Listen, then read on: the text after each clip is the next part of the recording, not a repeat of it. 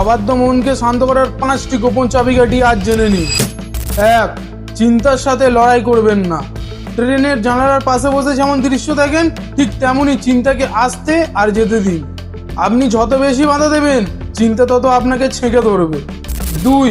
যখনই মন খুব বেশি ছটফট করবে, ঠিক তখনই নিজের নিঃশ্বাসের দিকে মনোযোগ দিন। বুক ভরে শ্বাস নিন আর ধীরে ছাড়ুন। নিঃশ্বাস হলো আপনার মনের সেই নোঙর যা আপনাকে বর্তমানে ধরে রাখে। 3. যদি আপনি অতীতের কথাই আর ভবিষ্যতের কথাই হারিয়ে যান, তাহলে 5 থেকে 1 উল্টো গুনুন। এটি আপনার মস্তিষ্কের অটো পাইলট মোড অন করে দিয়ে আপনাকে বর্তমানে ফিরিয়ে আনবে। 4. যখন আপনার মনের মধ্যে অনেক জট পাকিয়ে যাবে, তখন তা ডায়েরিতে লিখে ফেলুন। যখন আপনার চিন্তাগুলো ডায়েরির পাতাতে চলে আসে, তখন আমাদের মস্তিষ্ক অনেকটা হালকা বোধ করে। আগোছালো মনকে গোছানোর এটিই সেরা উপায়। 5. সারাক্ষণ ফোন স্ক্রলিং বন্ধ করুন। অতিরিক্ত তথ্য আমাদের মস্তিষ্ককে অনেক ক্লান্ত করে দেয়। দিনে অন্তত 1 ঘন্টা একা থাকুন, কোনো কিছুই ছাড়া।